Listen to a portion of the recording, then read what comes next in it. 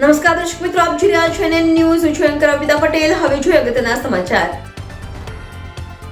સુરતના Gyanganga education trust સંચાલિત જ્ઞાનગંગા વિદ્યાલય દ્વારા આયોજિત 28મા વાર્ષિક સાંસ્કૃતિક કાર્યક્રમનું આયોજન તારીખ 8/1/2025 બુધવારના રોજ બપોરે 3 કલાકે સરદાર સ્મૃતિ ભવન, મિની બજાર, વરાછા રોડ, સુરત ખાતે કરવામાં આવ્યું હતું.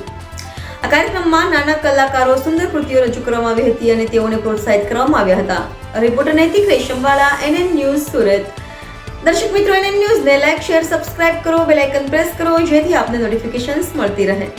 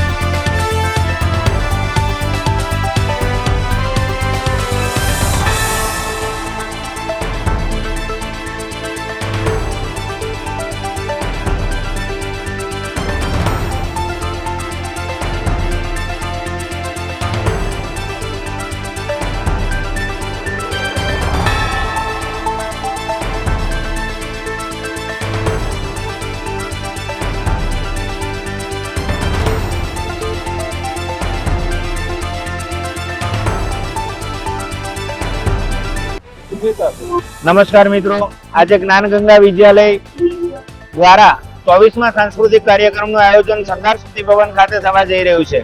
સરદાર સ્મૃતિ ભવન ખાતે આ 2 દિવસની અંદર ગુજરાતી, હિન્દી અને અંગ્રેજી માધ્યમના 1000 થી પણ વધારે વિદ્યાર્થીઓ 40 જેટલી કૃતિ રજૂ કરીને પોતાની સુસુપ્ત શક્તિઓને બહાર લાવવા માટેનો એક આ નમ્ર પ્રયાસ છે. શિક્ષકો દ્વારા ખૂબ બધી મહેનત આ કાર્યક્રમને સફળતા માટે કરવામાં આવી છે. આચાર્ય સાથે સંકલન કરીને સમગ્ર આયામાસીથી લઈને તમામ સ્ટાફ આની અંદર જોડાયેલો છે. આ કાર્યક્રમ થકી વિદ્યાર્થીઓમાં સુષુપ્ત શક્તિઓનો વિકાસ થાય તો એક હેતુ છે જ, પણ આ કાર્યક્રમના એક બીજા ભાગમાં સામાજિક ઉત્તરદાયિત્વના ભાગરૂપે જય જવાન નાગરિક સમિતિને વિદ્યાર્થીઓ દ્વારા જે ફાળો એકત્રિત કરવામાં આવે છે એની અંદર શાળા પણ એટલો જ ફાળો ઉમેરીને 51,000 રૂપિયાનો ચેક આપવા જઈ રહી છે. સાથે કેન્સર ડિટેક્શન સેન્ટરને 5,000 રૂપિયા, પ્રયાસ સંસ્થાને 5,000 રૂપિયા અને વૃદ્ધાશ્રમને 5,000 રૂપિયાનો ચેક આજે એનાયત કરવામાં આવનાર છે. 2 દિવસની અંદર 1,000 થી પણ વિદ્યાર્થીઓ જ્યારે મંચન કરવા જઈ રહ્યા છે પોતાની કૃતિ, પોતાની મનની વાતો, પોતાની કલા, ત્યારે સમગ્ર સ્ટાફની અંદર પણ એટલો જ ઉત્સાહ દેખાઈ રહ્યો છે.